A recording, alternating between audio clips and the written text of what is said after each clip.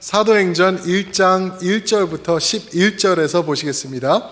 사도행전 1장 1절부터 11절입니다. 찾으셔서 사도행전 1장 1절부터 교독하시고 우리 11절에 합독하실 때 제가 먼저 1절 봉독해 드리겠습니다. 데오빌로여, 내가 먼저 쓴 글에는 무릇 예수께서 행하시며 가르치시기를 시작하신부터 그가 택하신 사도들에게 성령으로 명하시고 승천하신 날까지의 일을 기록하였노라. 그가 고난받으신 후에 또한 그들에게 확실한 많은 증거로 친히 살아계심을 나타내사 40일 동안 그들에게 보이시며 하나님 나라의 일을 말씀하시니라. 사도와 함께 모이사 그들에게 분부하여 이르시되 예루살렘을 떠나지 말고 내게서 들은 바 아버지께서 약속하신 것을 기다리라. 요한은 물로 세례를 베풀었으나 너희는 몇 날이 못되어 성령으로 세례를 받으리라 하셨느니라.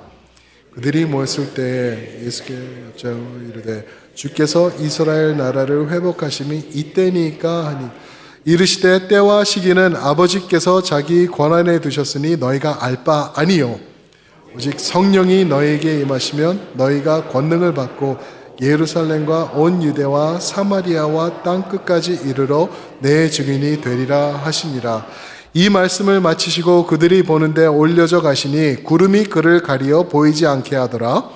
올라가실 때 자세히 하늘을 쳐다보고 있는데 흰옷 입은 두 사람이 그들 곁에 함께 읽습니다. 이르되 갈릴리 사람들아 어찌하여 서서 하늘을 쳐다보느냐. 너희 가운데서 하늘로 올려지신 이 예수는 하늘로 가심을 본 그대로 오시리라 하였느니라. 아멘. 오늘 말씀을 가지고 성령행전이라고 제목을 지어봤습니다. 성령행전. 사랑하는 성도 여러분, 드라마 보는 것 좋아하시나요? 드라마 시청 좋아하시죠? 예, 저도 드라마 시청 되게 좋아합니다. 그런데 많은 경우 화딱지가 나서 제가 끝까지 보지를 못해요. 왜 그러냐 하면은 진행을 하다가 보면은 이게 너무 재밌는 거예요. 어떤 경우는 너무 재밌어서 못 봐요. 왜냐하면 이게 얼마나 오래 갈까 생각을 하면은 그냥 아예 안 보고 말지 하고 스탑을 해버리는 경우가 있어요. 그런데 더 큰 이유가 있습니다. 보다가 진짜 화병이 걸려서 못 보겠다 할 때가 언제냐 하면은 드라마를 보고 있으면은 나도 모르게 빠져드는 거예요. 빠져들고 이제 클라이맥스가 이루어지죠. 클라이맥스로 올라가요. 그러면은 이제 뭐 출생의 비밀이 나타나는 거예요. 문을 열고 이제 딱 나타나는 사람인 거예요. 문을 딱 여는데 거기서 탁 다음 주에 계속 to be continue 화병 나서 못 보겠어요. 그러면은 일주일 동안 그 드라마가 생각이 나는 거예요. 도대체 문을 열렸는데 그 사람이 누굴까? 아파트에 들어온 사람은 여자였고 또 남자도 있었는데 그 사람들일까? 그러면서 밤낮 생각나고 기도하러 앉으면 누구이옵니까? 생각이 나고 막 난리가 나는 거죠. 그래서 저는 드라마 보는 것을 아예 그냥 안 보고 나중에 진짜 재밌다고 하면 몰아서 볼 때가 있어요. 그래서 몰아서 본 것 중에 하나가 옛날에 질투라는 드라마가 있었고 아세요? 그걸 아시는. 그리고 근래에는 저게 있습니다. 응답하라. 그것도 진짜 재밌게 봤어요. 안 보셨으면 보시길 강추드립니다. 목사가 이런 말 해도 되는지 모르겠는데 근데 재밌었어요, 좌우지가. 근데 제가 오늘 느낌이 딱 그래요. 오늘 느낌이 이거 여기서 이렇게 바꾸는데 이거 좀 그렇다. 마치 성도님들에게 to be continue를 외치는 것 같아서 죄송한 마음도 있는 게 왜 그러냐면요. 제가 보니까 2019년도 1월 27일부터 해가지고 누가복음을 봐왔어요. 누가복음을 봐오면서 지난 마지막 주일날 15장을 마무리했죠. 15장을 마무리했는데 사실 16장부터 클라이맥스로 들어가거든요. 예수님이 이제 예루살렘에 가까워 오시는 걸 아시고 더 이제 진한 색을 나타내세요. 그러면서 막 진리를 말씀하시는데 이게 너무 엑사이팅한데 저희가 새해부터 사도행전으로 바꾼 거죠. 왜 그러냐면은 우리가 다음 세대를 항상 외치고 있지 않습니까? 그런데 다음 세대들과 발 맞추어서 가는 게 그렇게 많이 없는 거를 저희가 사역자들하고 미팅을 하는데 깨달았어요. 그래서 전도사님들하고 얘기할 때 어떻게 하면 우리가 예배도 같이 드리지 않는데 조금 더 그들과 함께 갈 수 있을까? 한 방향으로. 그래서 같은 말씀을 전하면 좋을 것 같습니다 했는데 생각해 보니까 이게 너무 엄청난 거예요. 너무 엄청난 거예요. 왜냐하면은 어린이 부서 같은 경우는요, 그냥 그 기독교 서점에 나와 있는 커리큘럼을 하면은 거기서 하면은 오리기도 있고 색칠하는 것도 있고 다 들어있는데 그거 없거든요. 저희가 이렇게 하면은요. 그래서 전도사님들의 일이 굉장히 많아지고 굉장히 지금 바빠졌어요. 그래서 우리 성도님들께서 우리 전도사님들 격려해 주셔야 돼요. 정말 사도행전을 통해서 많은 은혜가 임할 수 있도록 격려해 주시고 해 주시길 부탁드리겠습니다. 근데 사도행전을 보면은 우리가 누가 썼는지 아시죠? 누구죠? 누가입니다. 누가가 썼어요. 근데 누가복음과 사도행전을 같이 썼죠. 그래서 누가복음과 사도행전을 합쳐서 보면은 그 분량이 그 전에도 처음에 시작할 때 말씀드렸는데 신약에서 4분의 1이 누가가 쓴 글이에요. 이 두 개의 책이.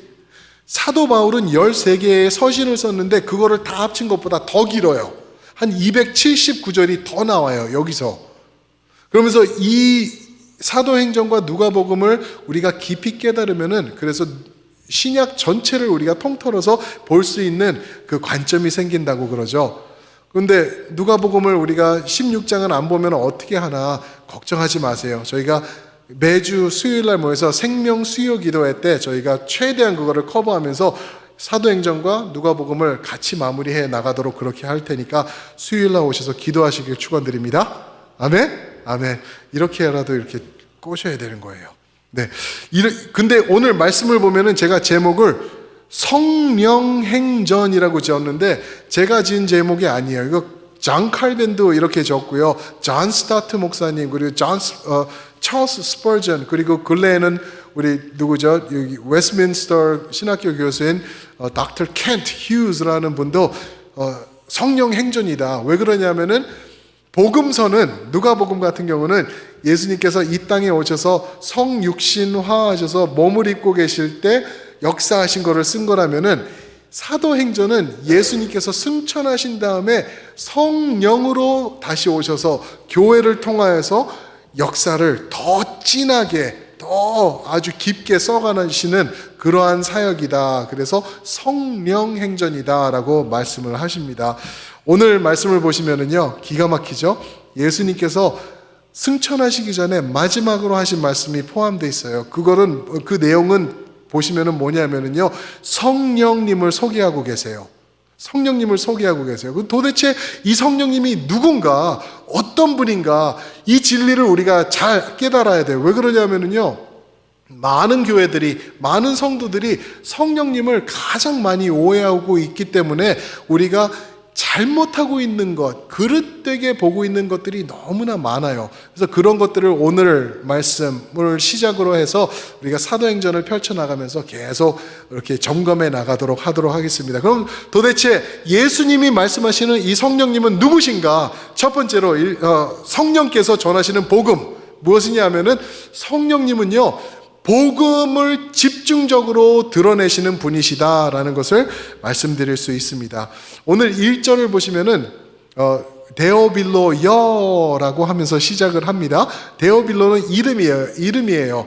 Theophilus. 그래요. 두 단어가 만들어진 건데 Theos는 God, 그죠? God이라는 것이고 Philo는 들어보셨죠? Philadelphia, 똑같은 말이에요. Love, 사랑이라는 말이에요. 그래서 Theophilus, 데오빌로 하면은 하나님을 사랑하는 자라는 이름의 뜻이에요. 이 사람이 누군가 정확히는 나오지 않는데 그 이유가 또 있어요. 왜 그러냐면은 이 사람이 이방인 로마 군인 장군쯤 되었을지 않았을까 우리가 게스를 해요. 왜 그러냐면은 누가복음 1장 3절에 보면은 이 사람이 각하라고 얘기를 해요. Most excellent Theophilus 그러거든요. 그러니까 이 사람이 분명히 그런 사람이었는데 이 사람에 대해서 더 말할 수가 없었던 거 아닌가. 그런데 이 사람이 예수님을 믿었던 사람이에요.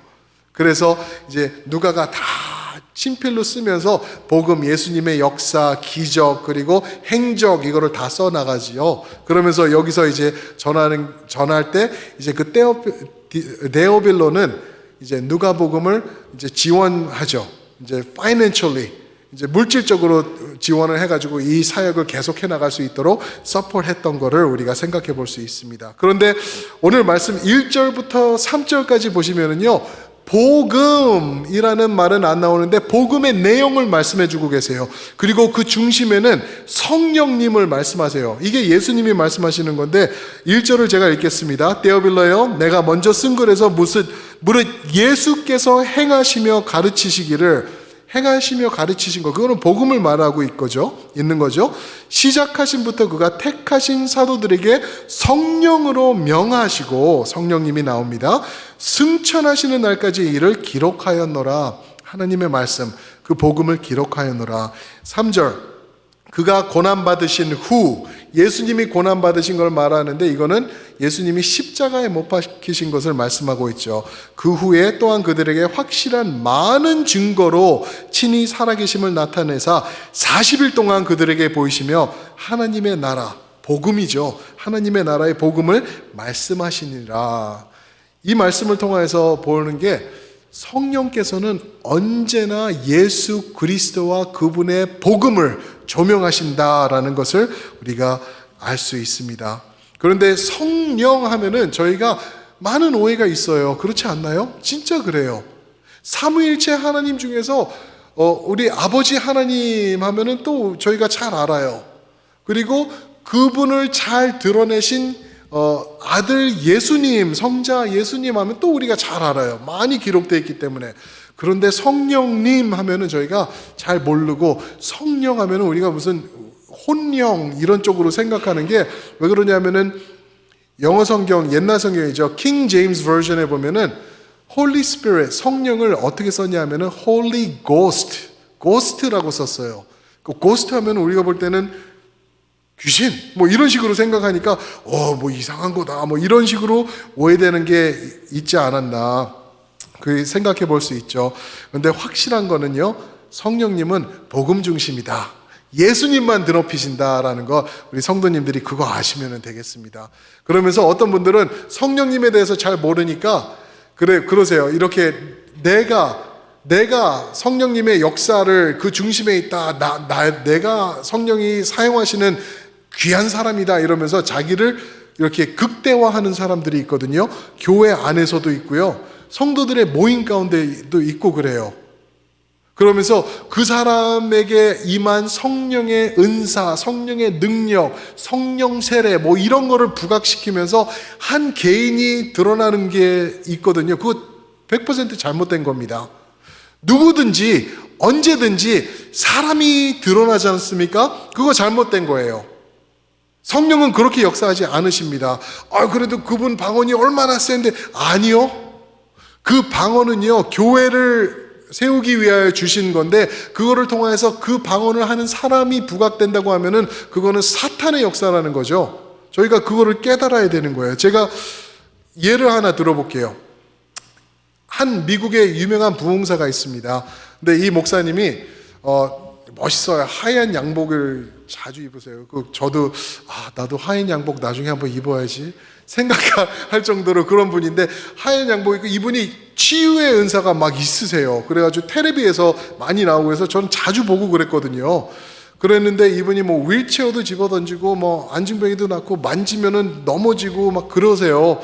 그런데 이제 한 번은 제가 깜짝 놀랐던 경우가 있는데, 이 부흥사 목사님이 이제 치유하고 올라오시는데 찬양이 흘러가고 있는데, 주님의 높고 위대한 내 영혼이 찬양하네, 그거예요. 그런데 그 찬양이 영어로는 How great thou art, how great thou art 그래요. 그러니까 How great you are 그 말이거든요. 근데 How great thou are 하고 막 수백 명의 찬양대가 그걸 막 부르는데, 이분이 하얀 양복을 입고 하얀 타이를 하고 딱 올라오시면서 How great thou art 그러는데 손을 딱 펼치시 이렇게 하세요. 딱 머리도 약간 이렇게. 그리고 How great thou art 이러면서 올라오는 거예요. 제가 지금 말하면서도 하나님이 오해하시고 저를 번개로 칠까봐 지금 무서워요. 제 얘기가 아니, 그 목사님이 그러시는 걸 보고 제가 요즘 말로요, 깜 놀랐어요. 와, 어떻게 저럴 수가 있을까?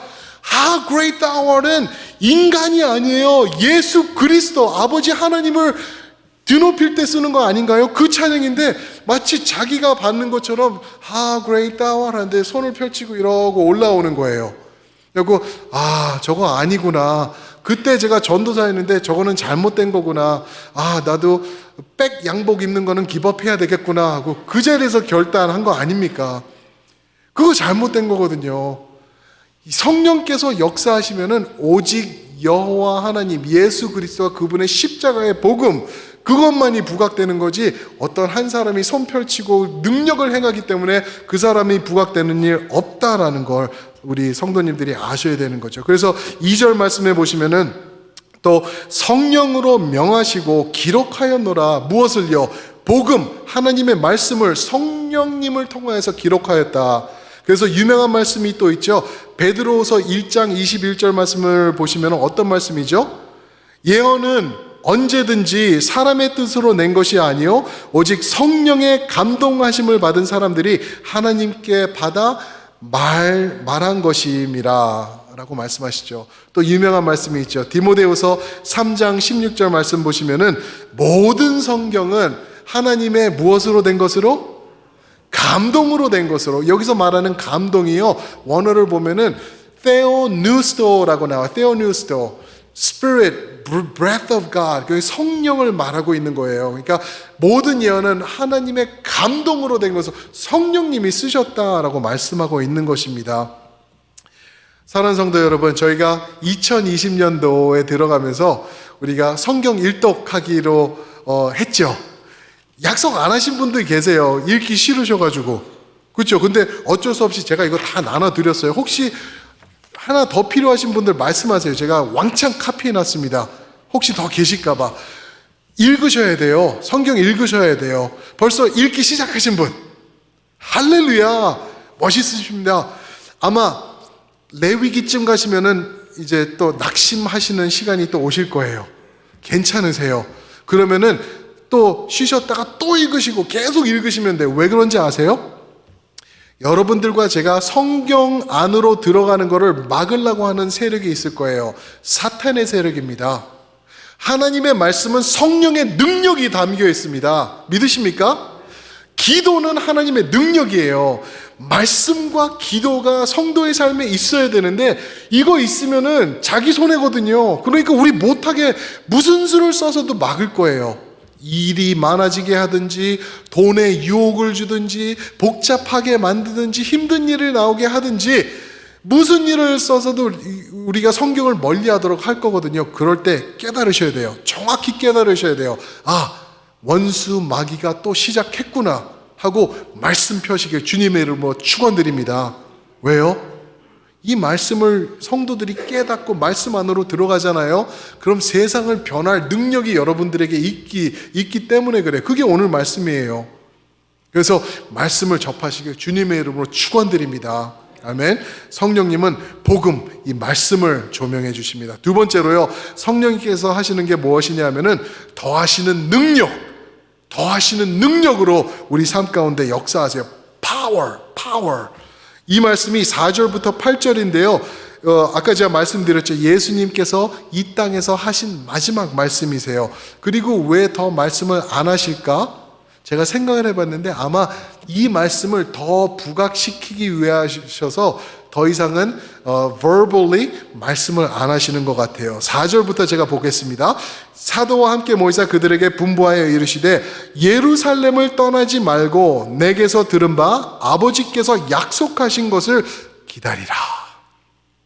아버지께서 약속하신 것을 기다리래요.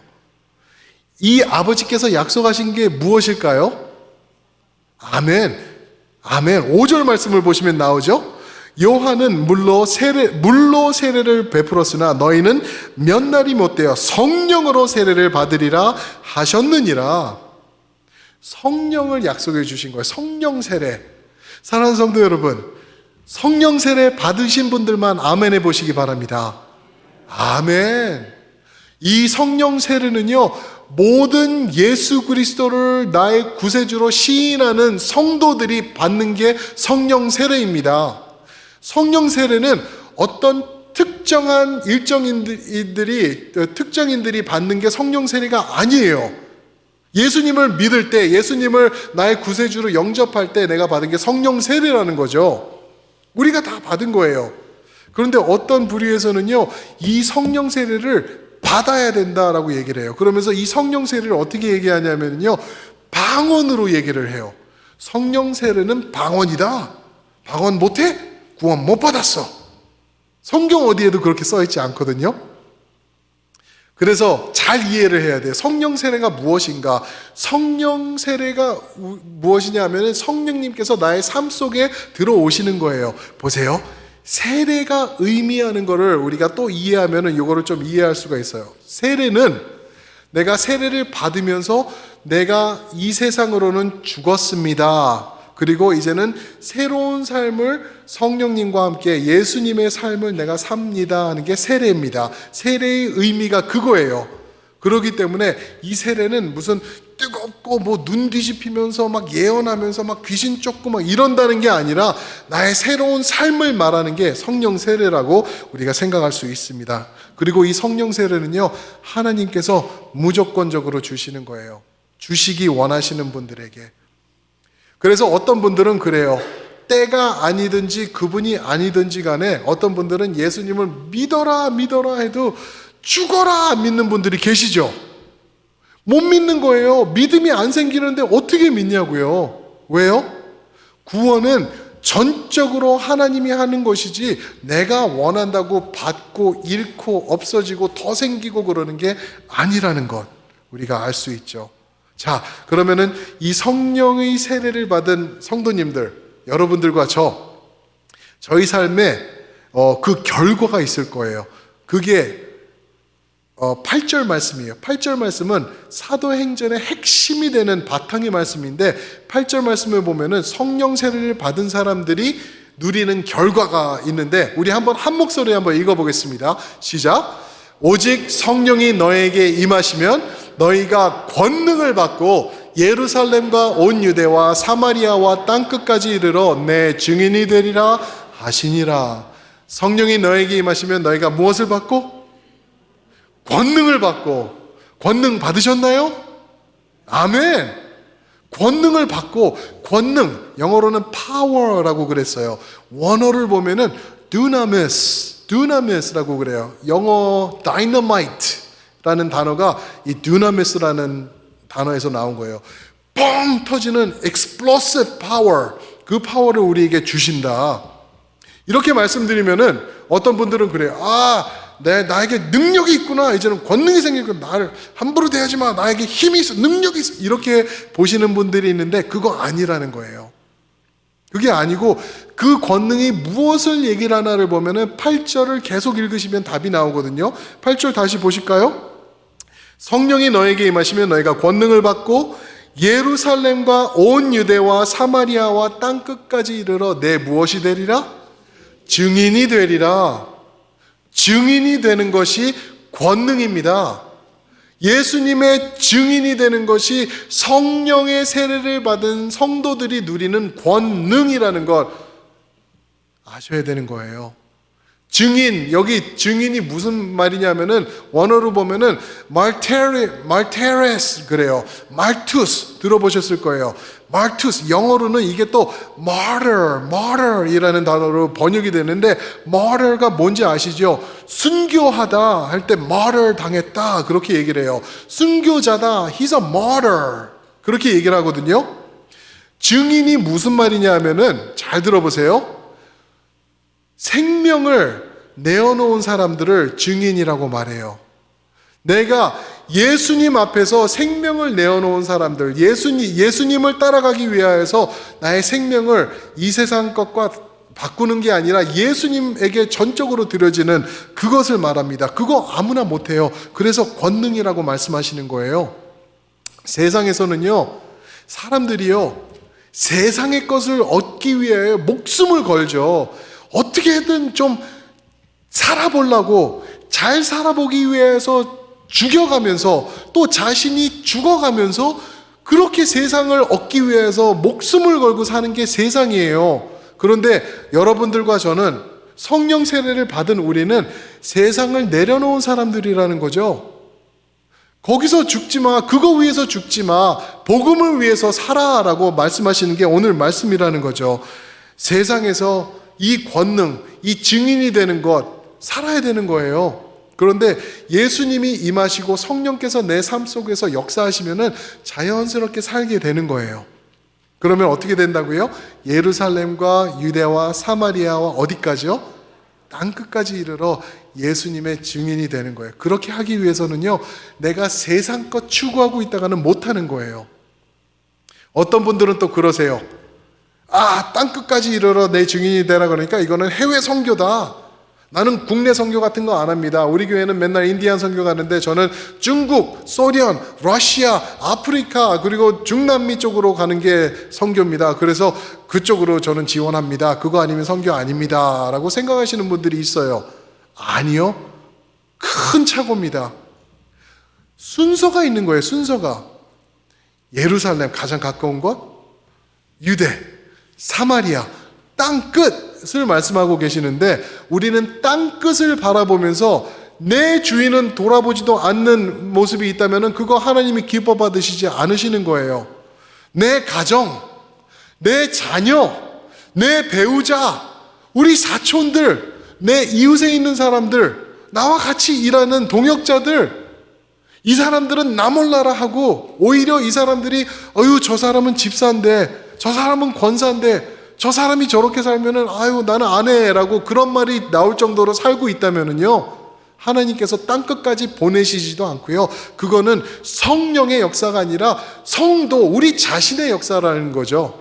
그래서 하나님께서 하시는 말씀은 세상을 통하여서 죽고 내 주위에 있는 사람들을 살리고 내 사랑하는 사람들을 살리고 그리고 땅끝까지 나아가라 라고 말씀하고 있는 것입니다. 이렇게 말씀하시는데요, 성도들이 저를 비롯해서 또 오늘 말씀에 드러난 제자들이 말씀을 오해하면서 받고 있어요. 그 오해하는 말씀이 6절에서 나옵니다. 6절 한번 보실까요? 어떻게 오해하는지. 이제 6절 보시기 전에 예수님께서 성령을 보내줄 거야, 너희가 성령으로 세례 받을 거야 라고 마지막 유언적인 말씀을 하시는데 6절 말씀을 보시면은 제자들이 이렇게 말하죠. 그들이 모였을 때 예수께 여쭈어 이르되 주께서 이스라엘 나라를 회복하심이 이때니까 라고 하니, 무슨 말이죠? 주님 죽으셨다가 부활하셨고 지금 이 자리에 계시니까 이제 우리가 이스라엘을 회복하는 때가 된 거죠. 이제 예수님께서 하나님의 나라를 이루실 거죠. 그러면은 그 의미가 뭔지 아세요? 나는 예수님 옆에서 한몫하게 될 거 아닙니까? 그 말이에요. 내가 이제 떵떵거리면서 이제 우리 원수가 되었던 로마 사람들 다 없애버리고 큰 소리 치면서 예수님 옆에서 감투 쓰고 그 높은 자리에 앉아서 이제 다스리는 것 이때니까? 지금입니까? 이제 살아나셨으니까 지금인가요? 라고 말하고 있는 거예요. 예수님이 저는 마음이 어떠셨을까? 아직도 이해 못하고 있는 제자들이에요. 성령이 임하시면은 너희가 세례를 받고 너희 그 세상적인 세속화된 욕심을 내려놓을 것이고 세상과 나는 간 곳 없고 오직 하나님의 뜻을 이루는 너희가 될 것이고 라고 얘기를 하는 도중에도 지금 이제 나 이제 되는 거예요? 라고 물어보고 있는 제자들을 이제 접하고 계시는 거죠. 사랑하는 성도 여러분, 우리의 모습이 이런 모습이 있는 거예요. 나 자신, 내 한몫, 내 감투, 내 성공, 내가 원하는 것, 우리도 지금 추구하고 있지 않나요? 예수님 믿어요. 예수님 믿어요. 그래야지 천국 가니까. 예수 믿어요. 그렇지만 이 세상도 내가 더 절실히 원해요. 이런 모습이 있는데 이거 성령의 세례 받은 성도의 모습 아니라는 겁니다. 굉장히 힘든 말씀이죠. 그런데 예수 그리스도를 입은 사람들은 이러한 삶을 살라고 예수님께서 명하고 계시는 거예요. 세상에 눈을 흘리지 말고 거기에 녹아내리지 말고 그것을 얻기 위하여서 예수님을 저버리는 삶을 살지 말라라고 말씀하고 계시는 것입니다. 그런가 하면은 어떻게 살아야 되는지 이제 질문이 나오겠죠? 성령으로 중심으로 이제 우리가 살아났으면은 증인이 되는 삶이 도대체 앞으로 미래에 어떻게 벌어질까? 이게 세 번째 포인트인데요. 성령께서 이끄시는 미래를 예수님께서 9절부터 11절에서 말씀하고 계십니다. 이제 이 말씀을 제가 읽어드릴게요. 이 말씀을 마치시고 그들이 보는데 올려져 가시니 구름이 그를 가리어 보이지 않게 하더라. 올라가실 때에 제자들이 자세히 하늘을 쳐다보고 있는데 흰옷 입은 두 사람이 그들 곁에 서서 천사죠. 11절 이르되 갈릴리 사람들아 어찌하여 서서 하늘을 쳐다보느냐 너희 가운데서 하늘로 올려지신 이 예수는 하늘로 가심을 본 그대로 오시리라 하였느니라. 무슨 말이냐 하면은요, 이제 예수님께서 승천하시는 거예요. 예수님께서 승천하시기 전에 너희 제자들 알아서 해. 내가 이렇게 이렇게 부활하면서 이렇게 가르쳐줬는데 아직도 헤매고 있네. 이게 아니에요. 그냥 예수님은 승천하세요. 승천하실 때 셔키나 글로리가 셔카이나 영광이 딱 가리시면서 이제 구름이 가리시고 이제 승천하시는데 제자들이 10절을 보니까 자세히 하늘을 쳐다보고 있는 거예요. 자세히 쳐다보면서 예수님을 뚜렷이 바라보고 있는 거예요. Intently. 왜 그랬는지 아세요? 왜 제자들이 승천하시는 하나님 그 하늘을 쳐다봤을까요? 이렇게 가시면 안 되거든요. 이거는 너무 허무한 거예요. 아니, 죽었을 때, 예수님 돌아가셨을 때 우리 다 도망갔었는데 이게 웬일? 부활하셔서 나타나셔가지고는 그냥 막 광채가 나시고 멋있는 거예요. 이제는 이분하고 있으면 우리가 세상을 다스릴 수 있는 거예요. 그런데 하늘로 올라가시는 것? 제자들 마음이 어땠을까요? 그들 마음에 역시 우리 예수님 멋있다. 저 올라가시는 거 봐라. 그랬을까요? 아니요. 잠깐요. 아니 이러시면 안 되죠. 우리 놔두고 아니 뭐예요? 지금 장난하는 것도 아니고 어디 가십니까? 하면서 하늘을 뚫어져 쳐다보고 있는 거예요. 다시 오시겠지. 지금 내려오시겠지. 왜? 우리가 한턱 해야 되는데. 그런 마음으로 있는 제자들에게 천사 둘이 나타납니다. 천사 둘이 나타나가지고 하얀 옷을 입었어요. 당시 하얀 옷, 우리 찬양대가 입고 있는 가운 같은 그런 하얀색 옷 없었어요. 그렇게 깨끗한 옷이 없어요. 다 이렇게 느리끼리한 옷, 그런 옷을 입고 있는데 이제 천사 둘이 나타난 거예요. 그래서 마치 예수님께서 성탄에 임하셨을 때 천사가 나타났듯이 예수님이 승천하실 때도 천사가 나타나서 말씀하시는데 이 천사가 하는 말이 약간 혼을 내죠. 어찌하여 이러고 있느냐? 어찌하여 하늘을 쳐다보느냐? What are you doing? 그러고 있는 거예요. You have work to do. You got things to do. Get busy. 라고 얘기를 하고 있는 거예요. 그렇게 보고 있을 때 아니다. 그렇게 보고 있을 때가 아니야. 이제는 복음의 삶을 살아가는 자리로 나아가야 된다라고 말하고 있는 것입니다. 우리 그 자리로 나가시길 주님의 이름으로 축원드립니다. 아멘. 그 자리의 모습은 어떤 것일까? 로마서 13장 12절부터 14절에 있는데 한번 띄워주실래요? 제가 한번 읽겠습니다.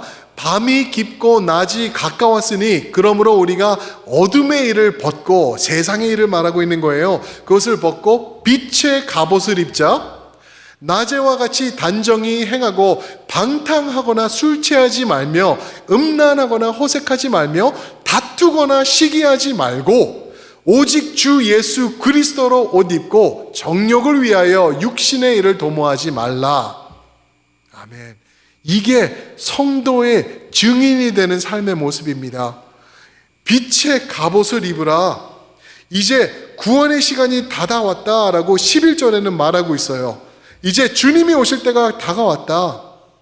그러니까 이제는 술 취하고 다투고 싸우고 이상한 짓 하지 말고 성도대로 빛에 거하면서 살아가라 라고 말씀하시는 것입니다. 사랑하는 성도 여러분, 예수님께서 2020년도에 오실 줄 믿습니다. 저는 아멘 안 하셔도 돼요. 저는 그렇게 믿어요. 분명히 오실 거예요. 근데 만약에 무슨 일이 있어서 금년에 안 오시잖아요? 그러면 2021년도에 오실 거 저는 확신합니다. 그때도 안 오시잖아요? 그럼 no problem. 2022년.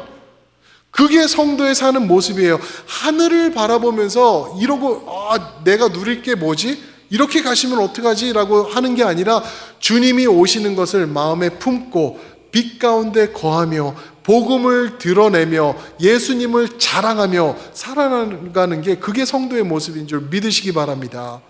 금년에 오실 거예요. 안 오셔도 그러면 한 해 더 열심히 살라고 주님께서 역사하시는 겁니다. 우리 찬양팀 나와주실 때 우리 성도님들이 빛을 발하는 인생이 되시길 축원합니다.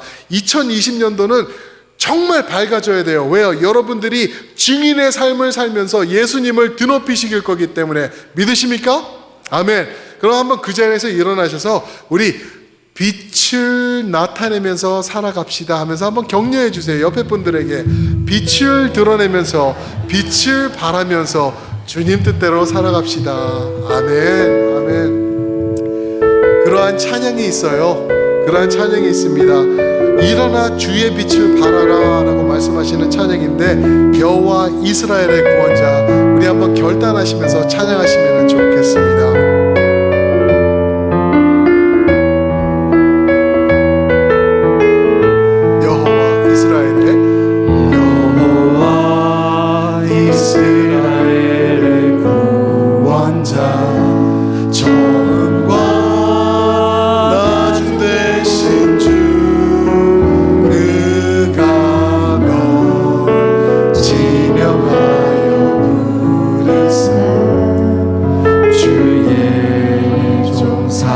주셨네. 아멘. 그의 손바닥에 새기사 결코 잊지 않으시리라. 환난 중에 피난처가 되시며 항상 인도하시리. 너는 일어나 주의 빛을 발하라. 땅끝까지 주 선포하라. 그가 너로 이방의 빛을 삼아 구원을 베푸시리라. 다시 한번 찬양합니다. 여호와 이스라엘의 구원자, 처음과 나중 되신 주, 그가 우리를 부르십니다. 널 지명하여 부르사 주의 종 삼아 주셨네. 그의 손바닥에 새기셨나요? 저희를 그의 손바닥에 새기사 결코 잊지 않으시리라. 환난 중에